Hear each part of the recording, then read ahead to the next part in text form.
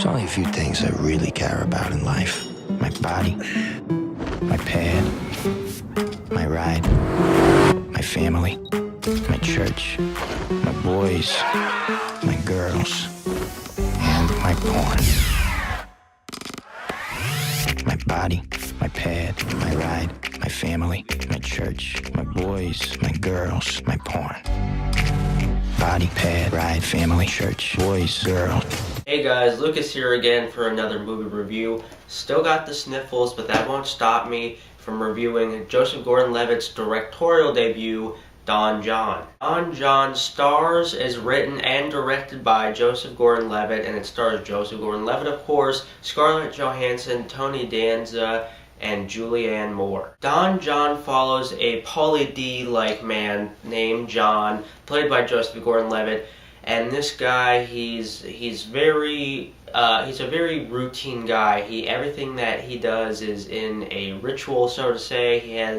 He goes to church, he works out, he goes to the club, bangs a chick every night, but he also has an addiction to porn, which causes him kind of resentment towards having a real relationship or just being able to have a relationship. But one day he meets this girl, Barbara, played by Scarlett Johansson, and he strikes up a relationship with her that makes him want to change his ways and grow as a person. Don Jon is a very impressive first directorial effort by Joseph Gordon-Levitt and proves that he is one of the most talented and unique members of Hollywood right now. The performances all around really make this movie work. Joseph Gordon-Levitt himself really throws himself in the role here. He bulked up and got really buff for this movie, really adds to the Jersey Shore-like quality of his character and really just the whole cast.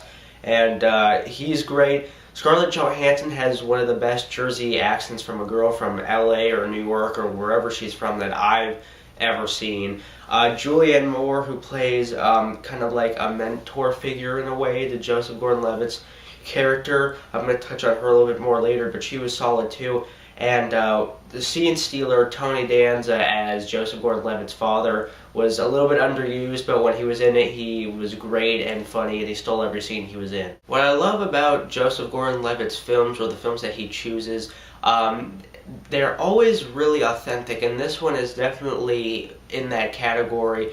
All the conversations between the characters, and just especially between Joseph Gordon-Levitt and his friends or his parents, just feel really natural. Like, I've had conversations with my friends kind of like he does in the movie. Everything just feels very authentic, and that's great. I love that. It kind of reminded me of his other film that he starred in, 500 Days of Summer, that also was a more realistic look at relationships, and I think that's fantastic. His use of editing in the movie is really good, especially there's a lot of porn montages in this movie, a lot, and just he would even use some sound cues as jokes in the movie, but just the way that a lot of these montages were executed, I thought that the editing style was really cool, really kind of perked the movie up, kept it moving at a fast pace, and it almost reminded me of Edgar Wright's editing in a way. The film has a lot to say. It's definitely a ballsy movie, especially as a directorial debut. I think it has a lot to say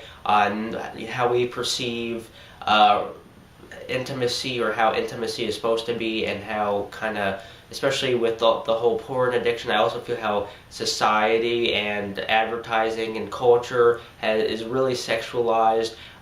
There's just a lot of stuff here, and I like the contrast between Scarlett Johansson's character's kind of fantasy with her romantic comedies, with Joseph Gordon-Levitt's fantasy with porn, and that the contrast there was just really nice and really smart. The film is flawed, though, specifically the relationship between Julianne Moore's character and John in the movie.